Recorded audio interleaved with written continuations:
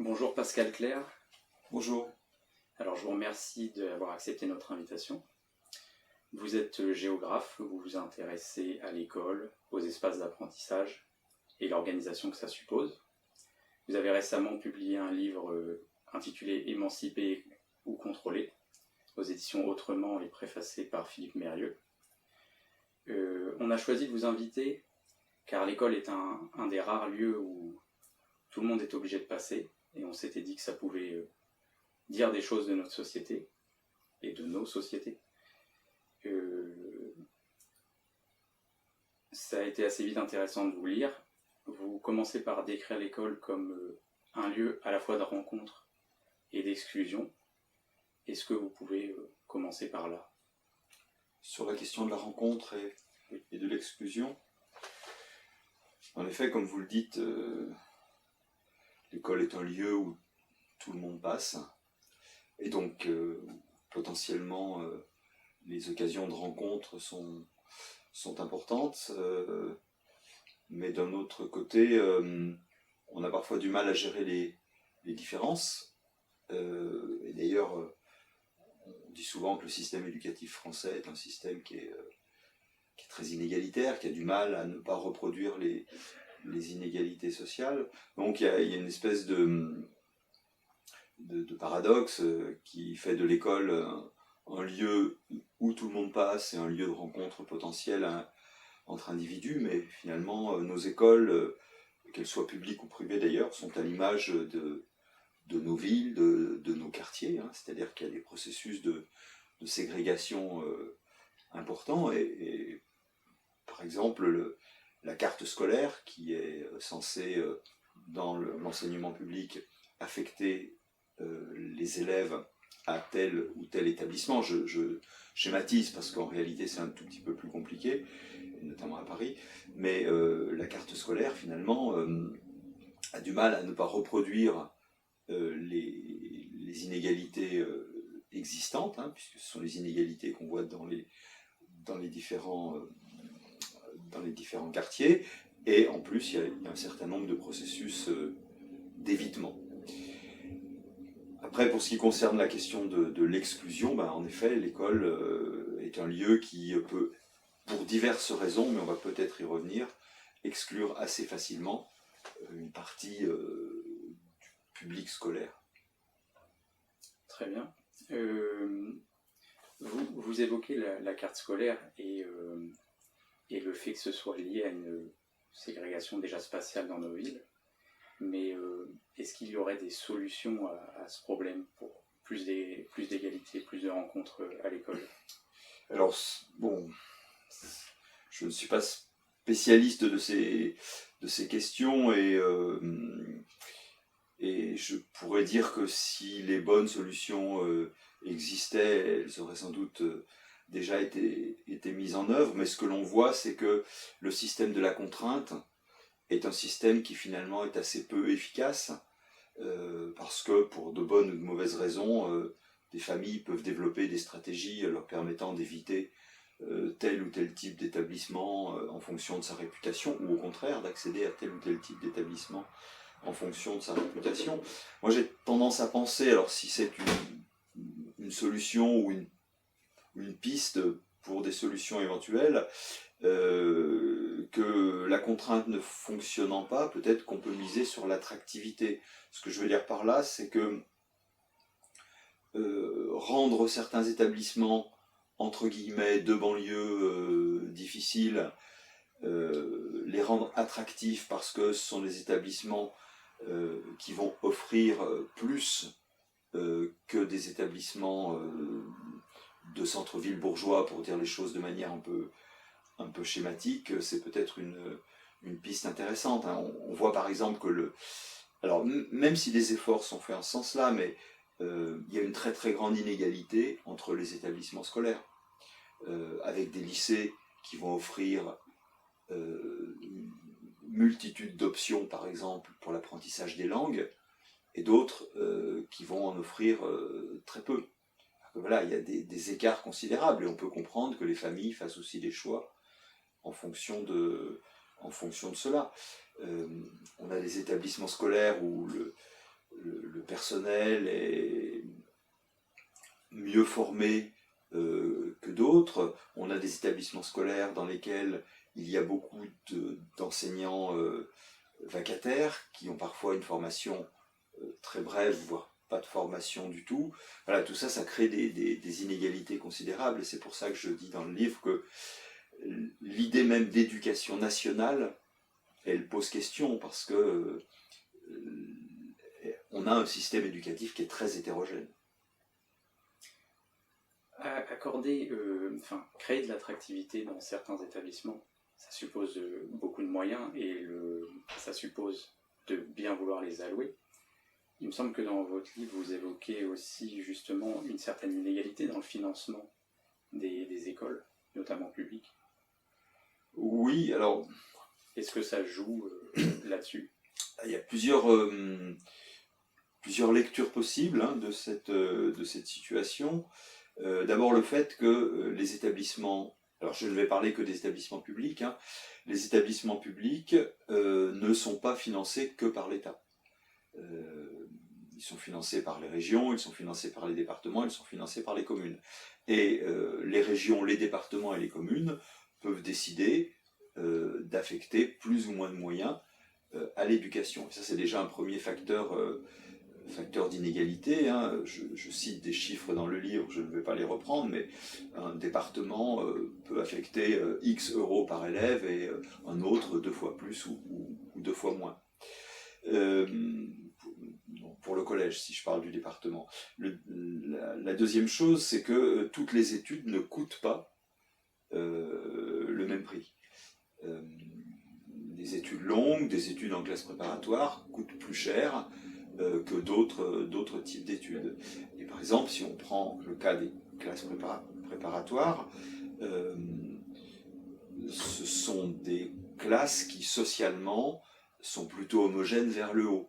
C'est-à-dire qu'en quelque sorte, je vais à nouveau caricaturer un peu, mais on donne plus à ceux qui ont déjà beaucoup, entre guillemets.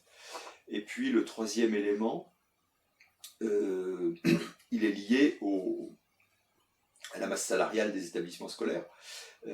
Un établissement scolaire de centre-ville privilégié, comme il en existe un certain nombre à Paris et dans les grandes villes françaises, est un établissement dans lequel les enseignants ont beaucoup d'ancienneté, sont plus fréquemment agrégés que certifiés. La masse salariale va être beaucoup plus importante que dans un collège difficile où on aura beaucoup d'enseignants débutants ou vacataires. Donc le coût d'un établissement ou l'affectation des moyens peut être très variable d'un établissement à l'autre, même si depuis les années 80, il existe des mécanismes de régulation qui ont été mis en place par les gouvernements socialistes dans les années 80, visant à donner plus à ceux qui avaient moins, entre guillemets.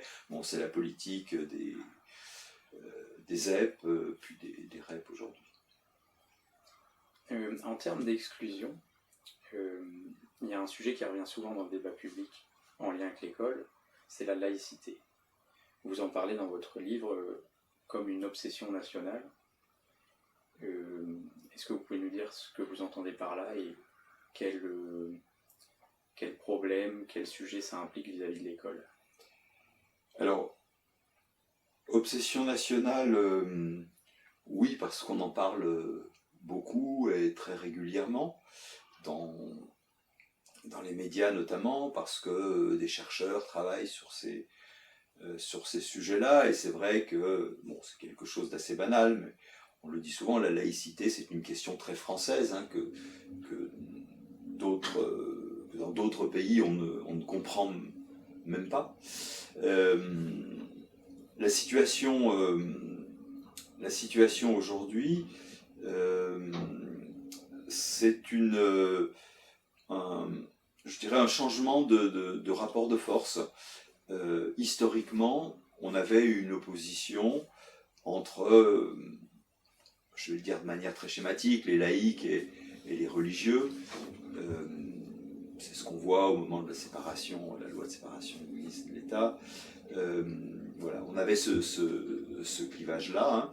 Aujourd'hui, les choses ont complètement basculé, ou glissé en tout cas vers une autre polarisation. C'est plutôt au sein du camp, entre guillemets, des laïcs, qu'on va avoir un clivage extrêmement important entre ce qu'on appelle parfois une laïcité de combat et une laïcité plus ouverte ou plus tolérante.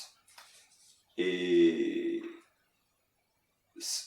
ces questions-là, moi je ne suis pas spécialiste de la laïcité, mais ces questions-là, je les ai appréhendées avec mon regard de géographe qui va s'intéresser à la manière dont les espaces sont organisés, dont on vit dans les espaces, la manière dont on entre, dont on sort d'un établissement scolaire. Et en effet, ça m'a beaucoup questionné de voir comment se passaient les entrées et sorties dans les établissements scolaires. Et ça se passe comment du coup?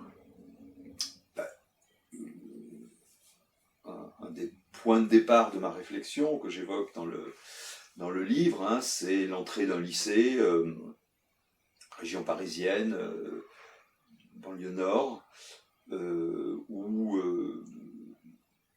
bon, je devais travailler dans ce lycée. Je viens un peu en avance, toujours par rapport à la réflexion que j'avais en cours sur l'organisation des espaces.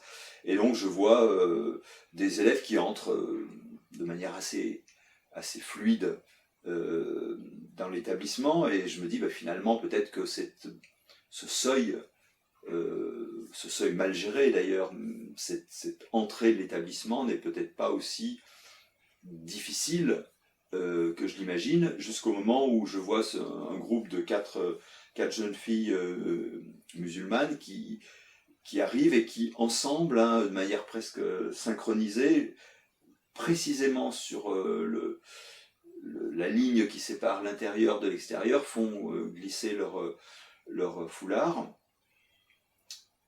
Et ce que j'écris à ce moment-là, c'est que je les imagine quelques heures plus tard faisant le mouvement inverse. Et je me dis, oui, il se passe quand même quelque chose à ce moment-là, hein, et j'essaye de réfléchir à ce qu'est l'établissement scolaire, ce qu'est l'espace de l'établissement scolaire pour elles,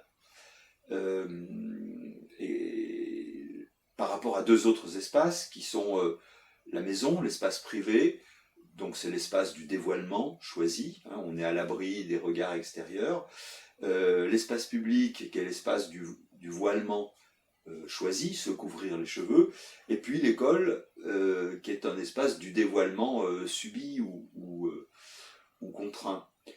Et par rapport justement aux enjeux relatifs à la laïcité, et c'est pas une position, alors je le dis souvent quand j'ai l'occasion d'en parler, c'est pas du tout une position relative à l'islam ou à la place des femmes dans l'islam ou à la place des femmes en général. D'abord parce que je suis pas compétent sur ces questions-là, mais simplement mon interrogation, c'est qu'est-ce que ça produit? Bon, d'abord, qu'est-ce que ça produit sur ces jeunes filles? Là, c'est un travail que je n'ai pas fait, il aurait fallu que j'ai des entretiens plus spécifiques avec elles, mais qu'est-ce que ça produit en termes d'inclusion ou d'exclusion?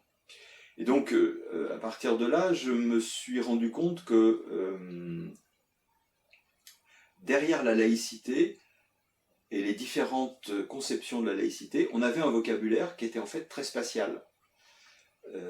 Assimilation, inclusion, exclusion, ségrégation. On allait retrouver un vocabulaire très spatial, et je me suis dit que ces jeunes filles, si elles ne voulaient pas, pour des raisons qui leur appartiennent, se dévoiler à l'entrée de l'établissement scolaire, elles allaient aller dans d'autres types d'établissements scolaires, hein, des établissements confessionnels où elles pourraient garder leur foulard, comme dans les établissements catholiques, on peut manifester son ancrage religieux avec une croix ou quelque chose comme ça. Et je me suis dit que finalement, les tenants d'une laïcité de combat, qui sont plutôt assimilationnistes, hein, faire disparaître les spécificités de chacun, l'école du même, l'école dans laquelle tout le monde se ressemblerait, ce qui à mon avis est une illusion, mais les tenants d'une laïcité de combat assimilationniste produisaient en réalité ce contre quoi ils disaient lutter, c'est-à-dire de la ségrégation et du communautarisme. C'est-à-dire, puisque plutôt que de se retrouver ce qui serait la conception que je défends et la conception d'une laïcité plus ouverte, plutôt que de se retrouver ensemble athées ou catholiques ou musulmans ou juifs ou d'autres confessions ensemble dans le même lieu pour accorder nos différences, sans doute avec des frictions, hein, mais bon, c'est la vie aussi, eh bien, on avait des processus de séparation, de ségrégation qui pouvaient renforcer les communautarismes. Donc, derrière l'assimilationnisme, qui serait la disparition des communautarismes, je crois qu'il y a une machine, entre guillemets, à produire du communautarisme, ce qui méritait, à mon sens, d'être un peu dévoilé ou déplié. Je ne suis pas le premier à le dire, mais en tout cas, je l'ai constaté avec ces travaux. Vous avez un peu suivi l'histoire de l'école musulmane qui a été empêchée d'ouvrir Oui. Et est-ce que, quelque part, cette contrainte, vous dites, ça peut les orienter vers des écoles communautaires, on va dire. Mais est-ce que cette contrainte ne se poursuit pas sur ce type d'école via des interdictions, de l'absence de financement, etc. Oui, peut-être. On peut imaginer... alors, je dis ça avec beaucoup de prudence, parce que même si je suis au courant de ce dossier, je ne le connais pas vraiment. Mais on peut imaginer que c'est plus compliqué pour ce type d'école que pour d'autres types d'écoles liées à d'autres religions. Mais bon. Donc vous évoquiez le seuil de l'école, oui, pour où ces jeunes filles enlevaient leur voile. Vous avez fait une autre expérience au seuil d'une école où vous êtes resté un peu enfermé. Est-ce que vous pouvez nous en parler un peu, des questions que ça vous a permis d'évoquer?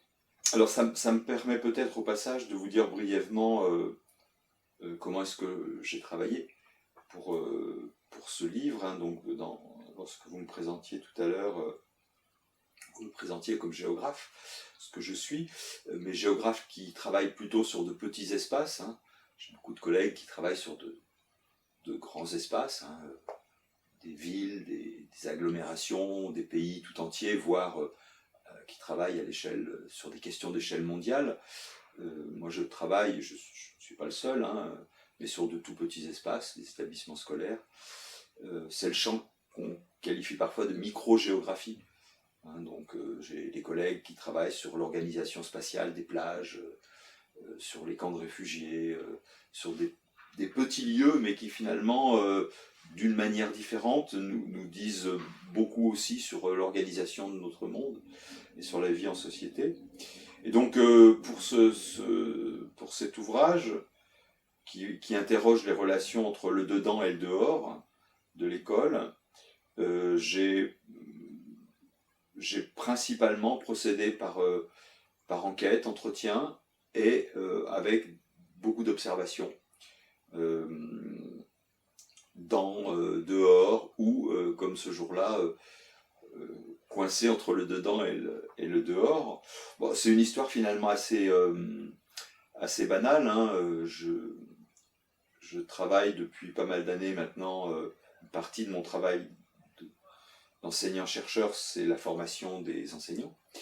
Et donc, je suis amené à me rendre dans les établissements assez régulièrement pour les suivre dans leur travail, pour voir comment ça se passe en classe, etc.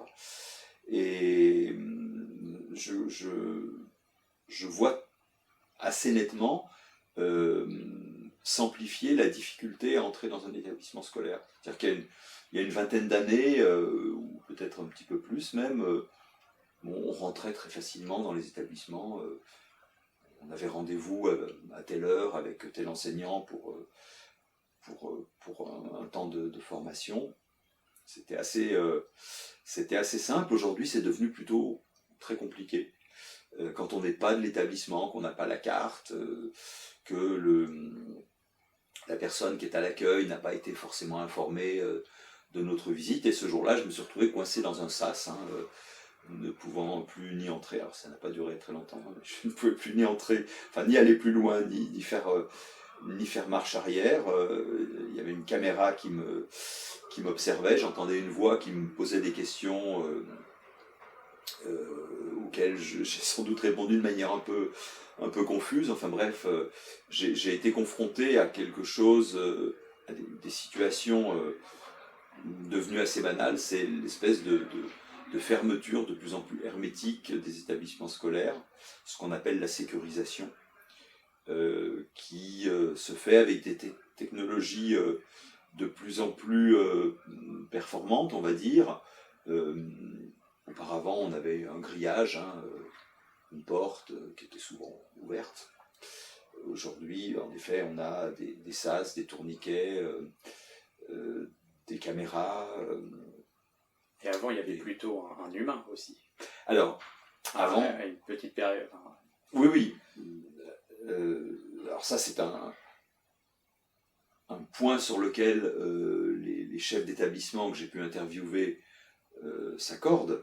C'est de dire que ce dont ils ont besoin pour que l'on se sente en sécurité dans les établissements scolaires, c'est de présence humaine.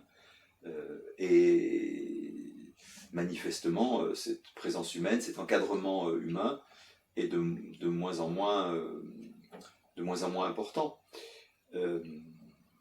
Parce que, bien évidemment, la sécurité physique, psychologique, affective, elle est essentielle pour les adultes et pour les élèves. Pour apprendre, pour enseigner, on a besoin de ça. Et la réponse qui est donnée, c'est une réponse que je qualifie de sécuritaire. On répond aux besoins de sécurité par la sécurisation.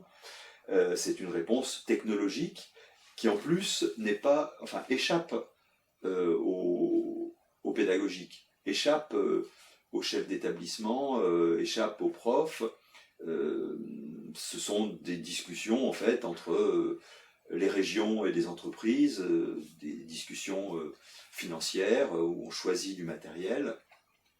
Et on voit bien que on ne s'interroge pas vraiment, on s'interroge très peu à la fois sur l'efficacité. Je doute beaucoup de l'efficacité de ces systèmes, on peut y revenir, et sur les effets pédagogiques de tout ça. Qu'est-ce que ça signifie que de fermer un peu hermétiquement des établissements scolaires? Quand vous dites vous doutez de ces effets, vous dites aussi dans votre livre que c'est justement une façon de s'attaquer aux effets et non aux causes du problème. Ce serait quoi le problème, ses causes et des solutions plus appropriées? Alors d'abord sur la question de l'inefficacité éventuelle de tout cela, un établissement scolaire, c'est un lieu où par définition on entre et on sort, parfois plusieurs fois par jour. Des élèves entrent et sortent des établissements scolaires plusieurs fois par jour. On a une illustration de l'inefficacité de ces systèmes avec la terrible affaire Paty. Samuel Paty a été assassiné à l'extérieur du collège dans lequel il enseignait. C'est-à-dire que si on veut s'en prendre à quelqu'un, c'est pas la peine de rentrer dans un établissement scolaire, il suffit d'attendre qu'il sorte. De la même manière, très souvent, alors pour plein de raisons, mais il y a la question aussi de l'interdiction de fumer dans les établissements scolaires. Les élèves vont sortir fumer dehors, sur le parvis, devant l'établissement scolaire. Et on peut avoir parfois de grands attroupements d'élèves devant un établissement scolaire. Et on se dit, là aussi, on peut s'interroger sur l'efficacité de ces systèmes. Et d'ailleurs, les chercheurs qui ont travaillé sur ces questions-là. Hein. Je pense notamment à Éric de Barbieux, qui a pas mal travaillé sur les questions de violence à l'école, dans un rapport qui a été fait avec un de ses collègues, qui est aussi un de mes collègues, Benjamin Moignard, il y a 2 ans maintenant, je crois, dit l'assez faible efficacité de ces dispositifs, parce qu'en réalité, les violences d'intrusion sont assez rares dans les établissements scolaires. Vous évoquez un peu le côté prison des établissements, oui. Le côté fermé, etc. Sans aller dans les comparaisons avec les prisons. Une meilleure ouverture, une plus grande ouverture au monde, aux parents, etc. Qu'est-ce que ça engendrait comme effet positif pour l'école, l'enseignement, etc. Parce que c'est un peu ce pourquoi vous plaidez un peu pour plus d'ouverture. Oui, tout à fait. Pour des écoles plus connectées au monde, plus connectées à leurs environnements, plus connectées aux questions que l'on peut se poser. C'est aussi quelque chose que j'écris dans le livre, parce que finalement, je me suis aussi appuyé sur mes souvenirs d'élèves, de parents d'élèves, d'enseignants du secondaire à une époque de ma vie, et ce que j'écris dans le livre, c'est que je faisais partie des élèves qui avaient un peu de mal avec l'école, ou qui s'ennuyaient à l'école, parce que j'avais du mal à faire le lien entre ce que j'y apprenais et les questions que me posait le monde, d'une certaine manière. Et je crois que là, il y a un enjeu finalement assez important, hein, d'articulation des établissements scolaires avec le monde. Et ça revient à la question précédente, qu'est-ce que ça a comme effet que de couper les écoles de leurs environnements. Alors en même temps, rien de nouveau, hein, par rapport à cela. C'est-à-dire que historiquement, ce que Guy Vincent a appelé la forme scolaire, c'est la production de lieux identifiés qui s'appellent les écoles ou les établissements scolaires, et qui sont séparés. En fait, tous les historiens de l'enfance aussi le mettent en évidence, hein, l'émergence de l'école, alors sur une relativement longue durée, Guy Vincent parle du XVIIe, même du XVIe au XIXe siècle, hein, mais l'émergence de l'école, c'est l'émergence de la séparation dans l'éducation. On va séparer pour éduquer. Ça va même prendre des formes un peu radicales pendant la Révolution française. On retire, enfin il y a un projet, il s'agit de retirer les enfants de leur famille, de les éduquer, puis de les rendre ensuite. Donc moi c'est vrai que je plaiderais plutôt pour quelque chose de souple, d'articulé, d'ouvert, hein, qui permette à la fois de sortir de l'école pour y apprendre, d'y revenir pour construire de la connaissance à partir de ce qu'on a expérimenté à l'extérieur, enfin bref, des circulations. Je trouve par exemple que les écoles sont trop peu ouvertes aux professionnels, entre guillemets, à des métiers, hein, ou à des personnes qui viendraient parler de leur métier. Et beaucoup d'enseignants disent c'est de plus en plus compliqué d'inviter, parce qu'il y a toutes ces peurs qui se développent, quoi. Vous expliquez dans votre livre aussi que cette fermeture, elle répond aussi à une vision pédagogique et pas seulement à un phénomène sécuritaire. Il s'agirait de contrôler les matériaux pédagogiques, etc. Ceux qui rentrent dans l'école, ceux qu'on montre aux élèves, etc. Et que c'est un peu bousculé par l'émergence du numérique. Est-ce que vous pouvez nous parler un peu de ça ? Alors d'abord sur la question de la dimension pédagogique, il y a l'idée qui finalement est assez ancienne, mais qu'on voit réémerger très régulièrement, de l'extérieur comme élément perturbateur par rapport aux apprentissages. L'extérieur à la fois comme élément de risque de distraction potentielle, quoi. C'est pour ça que dans les préconisations relatives à la construction d'écoles, notamment à la fin du XIXe siècle, il y a une définition assez précise de la hauteur à laquelle doit être le niveau bas des fenêtres, de manière à ce que les enfants ne passent pas leur temps à regarder dehors. C'est quelque chose que les historiens de l'architecture scolaire mentionnent fréquemment, hein. Comment faire de l'école un lieu un peu retiré du monde, dans laquelle une espèce de bulle, finalement, dans laquelle on puisse se concentrer. Alors, pourquoi pas? Mais ça ne convient pas forcément pour tout le monde, hein. Certains, peut-être vous, peut-être les personnes que vous connaissez, aiment bien travailler dans des lieux comme des cafés, dans lesquels il va y avoir finalement beaucoup d'effervescence, de bruit, mais ils vont réussir à ce bruit va finalement leur créer une espèce de bulle dans laquelle ils vont pouvoir s'isoler. Donc nous ne sommes pas tous pareils. Mais en tout cas, il y a cette idée-là qui est une idée récurrente. Après, la question du numérique, ça va renvoyer à des concepts très géographiques de nouveau, hein, que certains de mes collègues ont beaucoup mobilisé. C'est l'opposition entre le territoire et le réseau. L'école a longtemps été pensée comme un territoire, et on voudrait encore la penser aujourd'hui comme un territoire. L'idée du territoire, c'est quand même l'idée d'une certaine clôture, de limite un peu précise, hein, avec un sentiment d'appartenance, d'appropriation aussi. Il y a quelque chose de cela dans l'approche territoriale de l'école. Et essayer de sécuriser, entre guillemets, les écoles, comme de donner une identité d'appartenance aux élèves, ça fait partie de cette dimension un peu territoriale.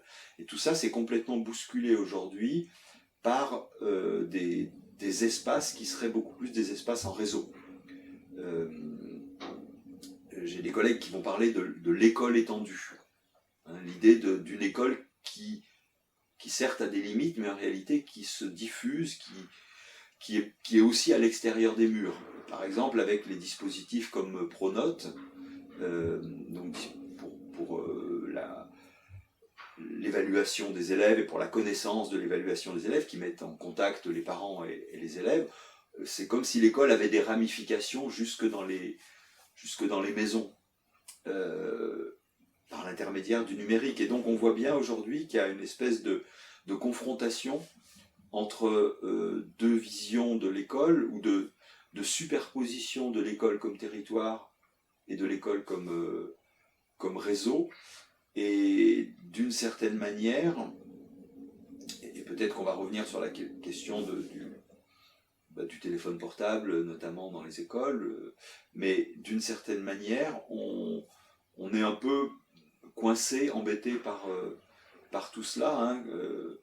Comment on gère cette dimension réticulaire de l'école, alors qu'on en a une vision très territoriale? Comment est-ce qu'on gère le fait que entrent et sortent des flux de données, d'informations, de connaissances, parfois fausses, hein, mais voilà, comment est-ce qu'on gère tout ça dans un établissement scolaire aujourd'hui, et comment est-ce qu'on fait, ça revient un peu à votre question précédente, comment est-ce qu'on fait avec ces nouveaux savoirs, je vais le dire comme ça de manière un peu rapide sans doute, alors que traditionnellement les savoirs scolaires étaient ce qu'on peut appeler des savoirs tranquilles. Ça avait été fait pour l'école, fait pour ça.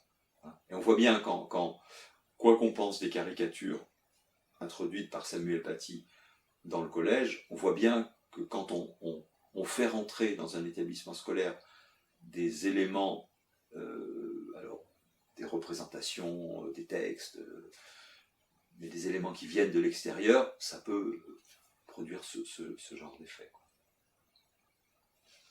Vous parlez de réseau, ça me fait penser à Ivan Illich, que vous citez d'ailleurs dans le livre. En fait, ce sujet de la sécurisation, de créer une bulle, etc. est assez ancien, mais les alternatives, en quelque sorte, à ces projets pédagogiques plus libres, etc., sont assez anciens également. Est-ce que vous pouvez nous en parler? Est-ce que vous êtes intéressé aux écoles qui aujourd'hui essayent d'être une alternative aux écoles publiques et aux écoles classiques? Oui, mais je dirais même, avant d'aller plus loin, que dans l'école publique classique, entre guillemets, il y a aujourd'hui une multitude d'expérimentations, de réflexions sur de nouveaux espaces scolaires, sur une nouvelle organisation des salles de classe, sur l'utilisation de la cour de récréation comme lieu d'apprentissage, sur l'extérieur de l'école comme lieu d'apprentissage. En fait,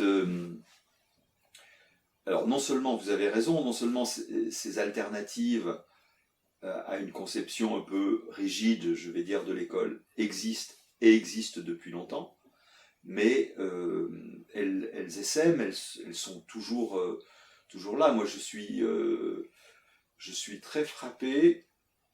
Alors, je suis très frappé par deux choses. D'abord, par le fait qu'il y ait un peu partout en France et ailleurs des enseignants qui tentent des choses nouvelles, qui expérimentent, qui réinventent entre guillemets la forme scolaire selon d'autres modalités. Et la deuxième chose qui me frappe, mais ça m'attriste aussi, c'est que finalement tout cela n'est pas très visible et reste un peu dans les marges, comme sont restées dans les marges toutes les pratiques ou toutes les pédagogies alternatives depuis Célestin Freinet et d'autres avant lui même jusqu'à aujourd'hui.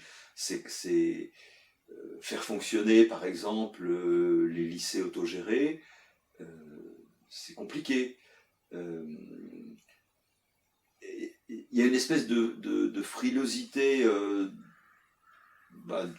notre système éducatif vis-à-vis de ces innovations. Alors moi j'en ferai aussi une lecture politique, et ça ramène un peu au titre de mon bouquin. Je ne suis pas sûr que ces alternatives soient vraiment désirées parce que ce sont des alternatives émancipatrices. Est-ce qu'on a vraiment envie d'une société, d'une école émancipatrice et d'une société d'individus émancipés?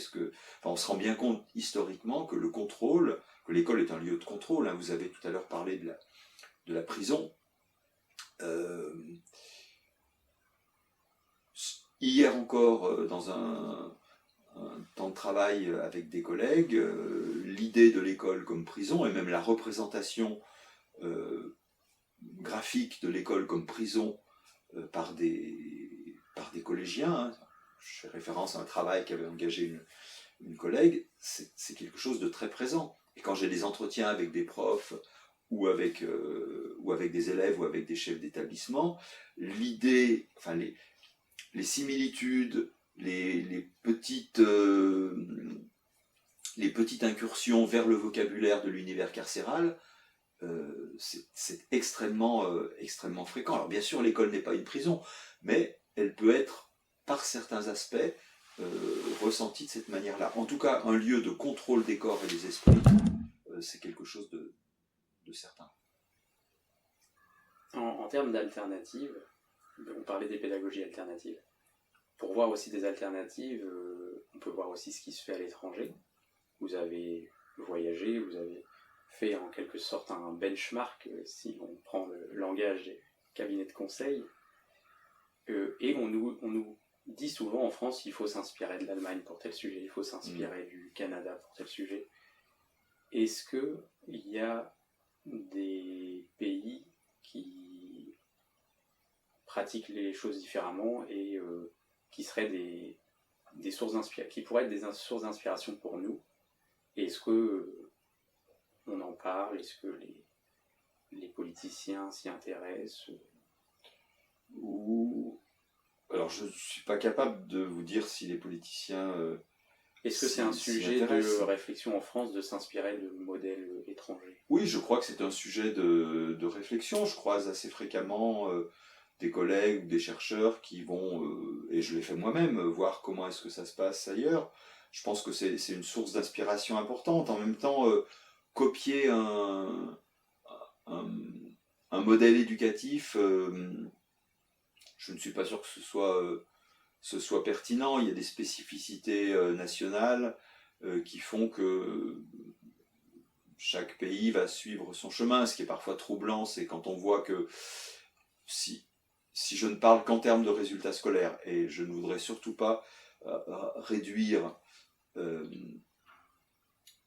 la pédagogie ou l'éducation à des résultats scolaires. Je pense que c'est vraiment beaucoup plus que cela, et notamment le fait d'être du bien-être, de bien vivre à l'école et hors de l'école. Mais si on prend simplement les résultats scolaires, des choses qui sont assez quantifiables, avec notamment les enquêtes PISA, on se rend compte que des systèmes éducatifs aux caractéristiques totalement opposées vont obtenir à peu près le même type de résultat. Tout ça pour dire que même en restant sur, et je le répète, c'est très réducteur, mais même en ne restant que sur les résultats scolaires, il y a plusieurs chemins plusieurs chemins éducatifs pour parvenir à tel ou tel niveau.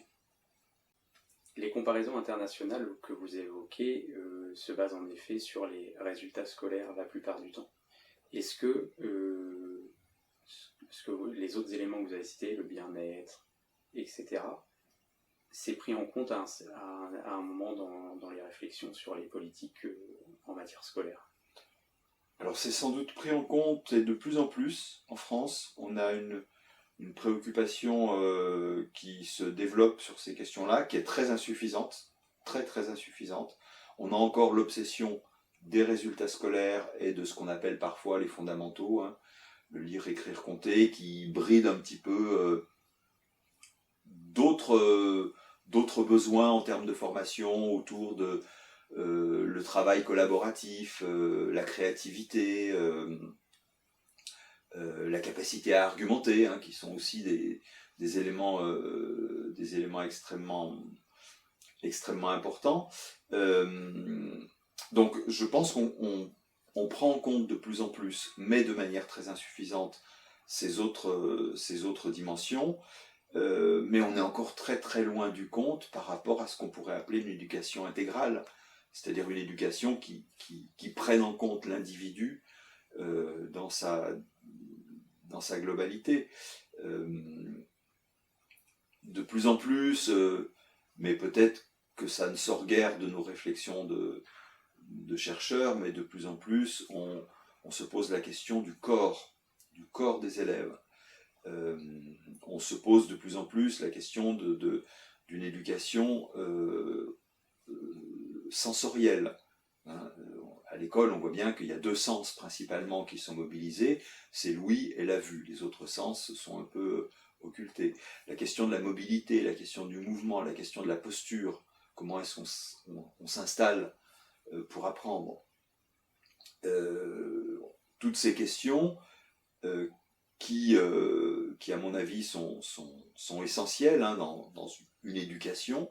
Donc on parle parfois d'éducation intégrale. Là je reprends le vocabulaire, les mots d'un pédagogue de la fin du 19e siècle qui s'appelait Paul Robin.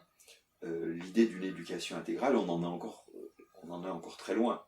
Dire à quel point, par exemple, le corps des élèves est effacé, entre guillemets, dans notre système éducatif, c'est quelque chose de tout à fait intéressant. Alors que, très, très paradoxalement, pour les adolescents, enfin pour les enfants, peut-être encore plus les adolescents, le corps est un lieu où se joue énormément de choses au moment de l'adolescence. Et on fait comme si les corps n'existaient pas. Quand on leur demande de rester assis sur une chaise pendant 5 ou 6 heures par jour, c'est, à mon sens, totalement contre-productif en termes d'apprentissage.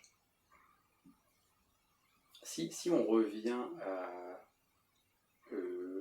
l'espace de manière très concrète, les écoles aujourd'hui, beaucoup d'écoles sont déjà construites d'une certaine façon et organisées pour fonctionner de la façon dont on traite depuis tout à l'heure.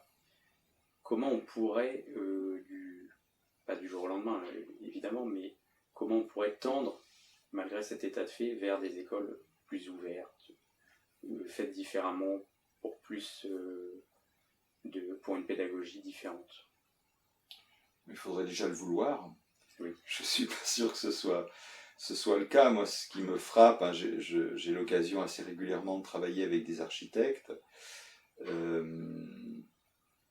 Et alors, heureusement, ça ne se passe pas trop, ou pas du tout même, avec les architectes avec lesquels je travaille, mais ce que je vois, c'est que on construit, alors je vais le dire de manière un peu radicale, et je pourrais peut-être le nuancer après, mais on construit aujourd'hui des écoles comme on les construisait au XIXe siècle. C'est-à-dire qu'on continue à penser des écoles comme des alignements et des empilements de salles de classe. On a beaucoup de mal à penser les établissements scolaires autrement.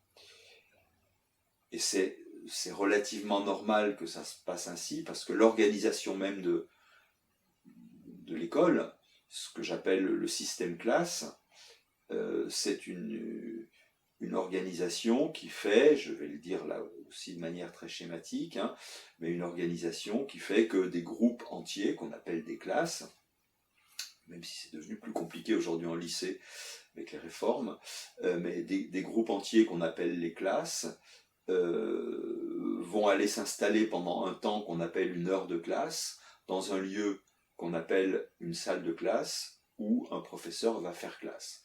Ce sont les 4 éléments du système classe, et ça marche comme ça, en gros. Hein, après, il y a quelques nuances, mais un établissement scolaire, ça marche comme ça. Et entre ces lieux qu'on appelle des salles de classe, dans lesquelles fonctionne ce système classe, on a un certain nombre d'espaces interstitiels, les espaces de circulation, comme les couloirs, les espaces dans lesquels on va satisfaire des besoins physiologiques, comme les toilettes ou les lieux de restauration, et puis autre espace où on va satisfaire des besoins physiologiques, les espaces extérieurs, les cours de récréation. Mais ces espaces intermédiaires ou interstitiels sont parfois assez maltraités, même s'il y a des évolutions. Donc l'organisation, elle reste autour de ce modèle de la salle de classe. On ne sait pas comment faire autrement pour l'instant, même si là aussi, que ce soit en France ou dans d'autres pays, il y a une multitude d'expérimentations extrêmement intéressantes pour essayer de réinventer la forme scolaire. Et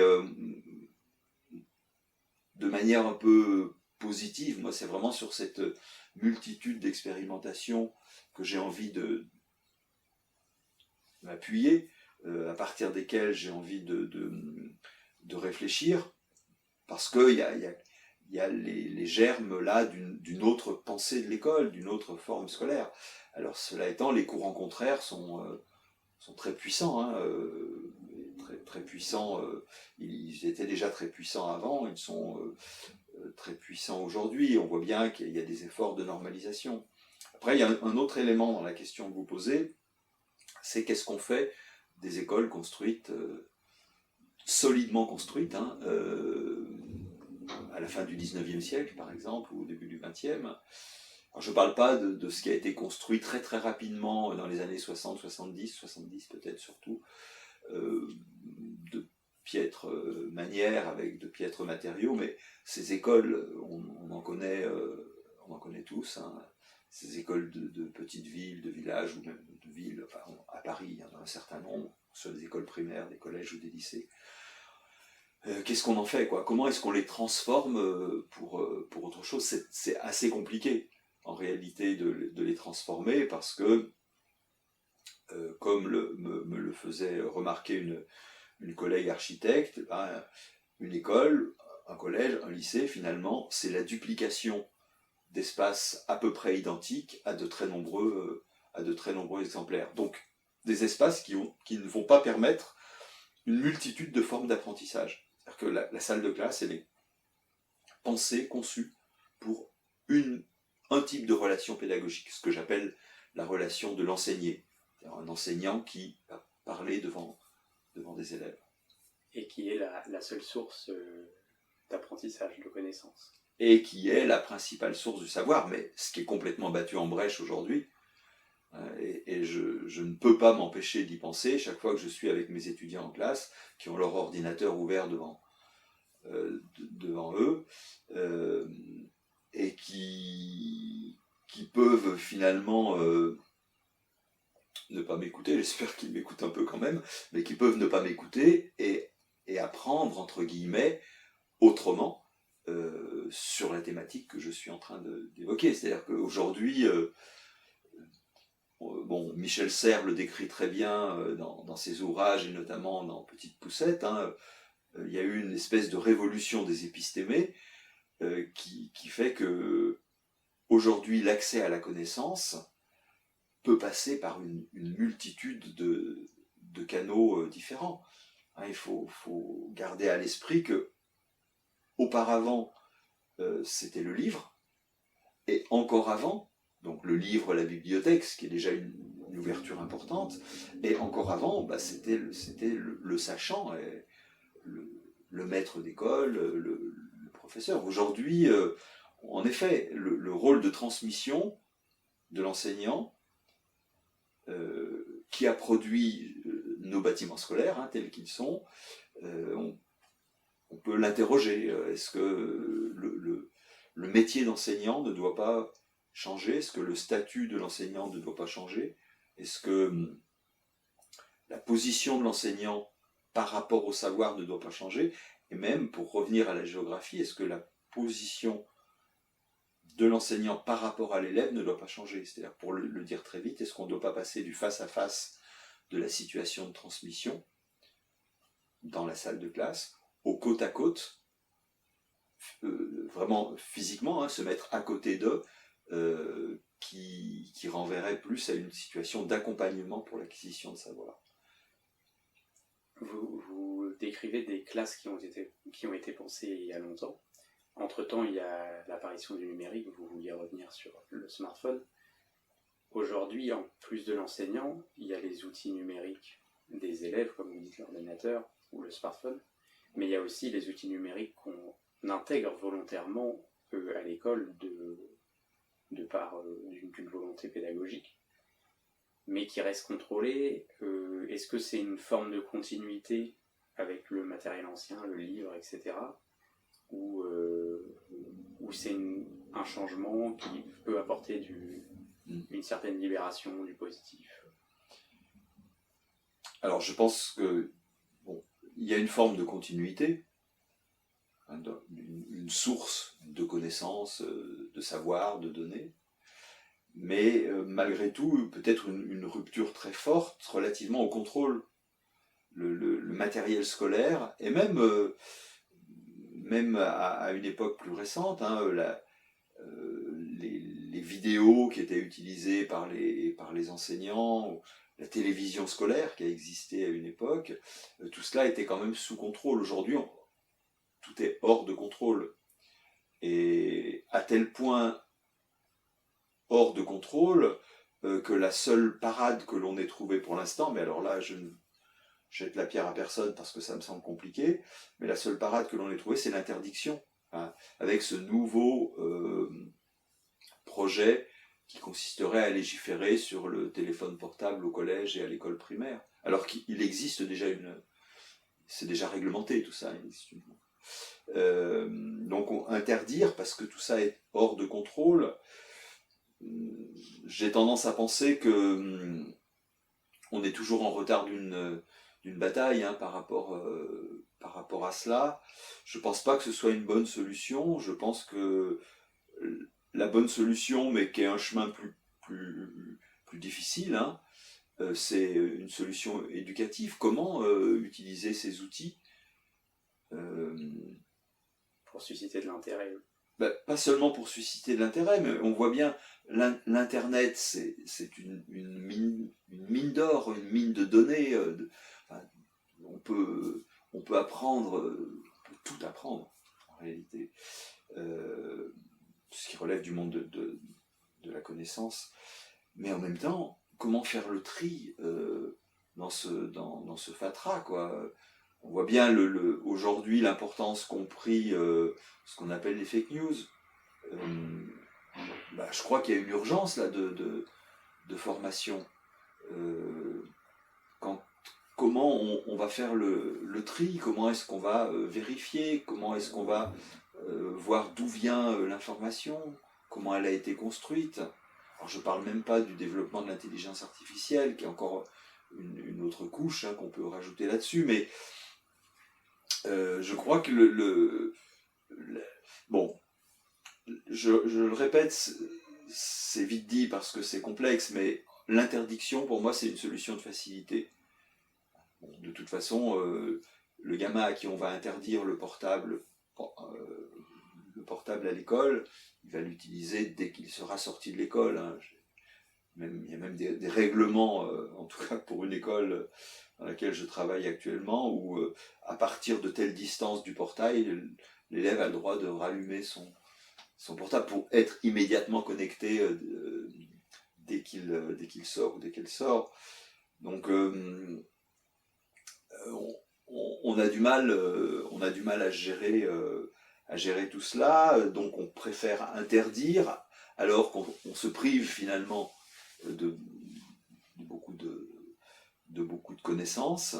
Voilà, on est dans une situation un peu difficile, un peu délicate, et qui va à nouveau renvoyer à la confrontation entre une école comme réseau et une école comme territoire. Et les deux ont du mal à se coordonner. Est-ce que c'est des sujets qu'on retrouve dans le supérieur? Est-ce que ça se retrouve? Est-ce que ça se retrouve de la même façon? Je ne pense pas qu'on retrouve ces sujets-là de la même façon dans le supérieur,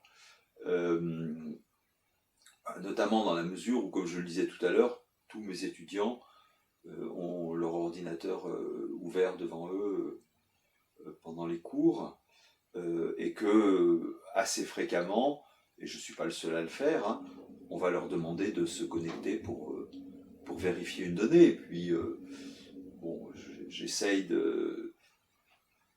d'appliquer à moi-même ce que je prône en matière de relations pédagogiques, c'est-à-dire que je les mets au travail le plus possible et j'essaye de parler le moins possible, ce qui finalement pour moi sera un signe de réussite. Quand ils sont au travail, très fréquemment, on va aller sur des sites pour chercher de l'information, des cartes, des images, vérifier des données, chercher des données. Donc on intègre tout cela. Alors après, on peut parfois, en tant qu'enseignant dans le supérieur, être un peu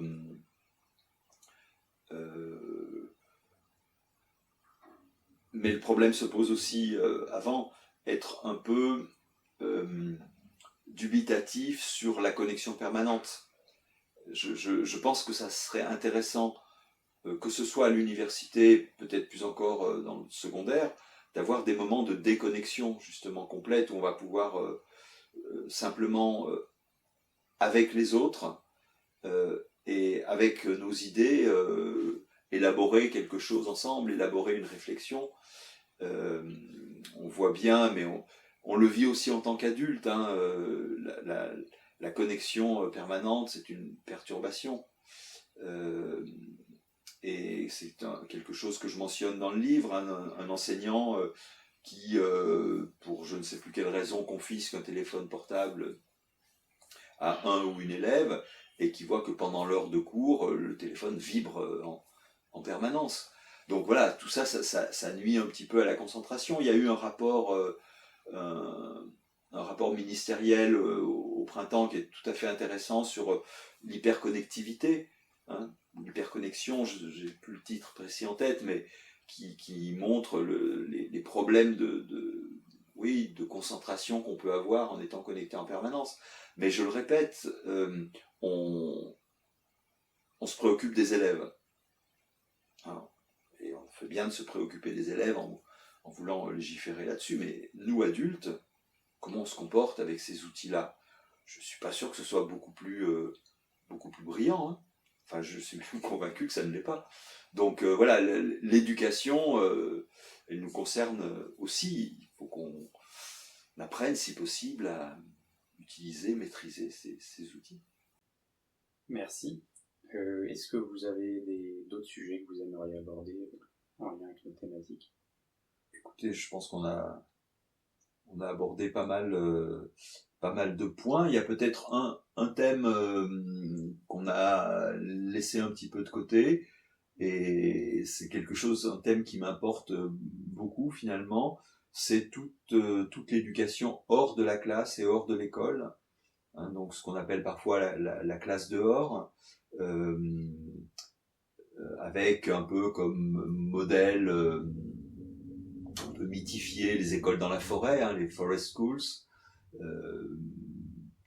peu développées en France, mais plus développées dans des pays comme le Danemark.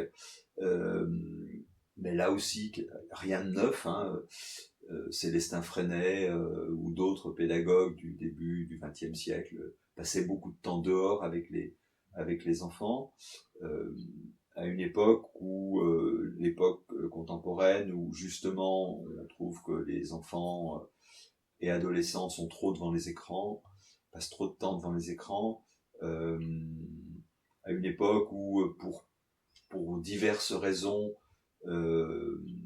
et notamment des peurs plus ou moins instrumentalisées par quelques médias, on hésite à laisser les enfants aller seuls à l'école, être dans la rue, etc. À une époque où les enjeux environnementaux sont essentiels et où on a besoin de se former à cela, je crois que apprendre dehors, en plus de reconnecter le dedans et le dehors et de faire de l'école un lieu ouvert sur le monde, apprendre dehors, c'est quelque chose qui me paraît absolument essentiel. Et je suis très heureux de voir que là aussi c'est un mouvement qui est en cours, hein, qui se développe, et on découvre ou on redécouvre, parce qu'on ne fait que redécouvrir finalement toutes les vertus de l'extérieur et des circulations entre l'intérieur et l'extérieur en termes d'apprentissage, avec l'éducation dehors, à l'extérieur de la classe ou à l'extérieur de l'école. Je vous remercie. Merci.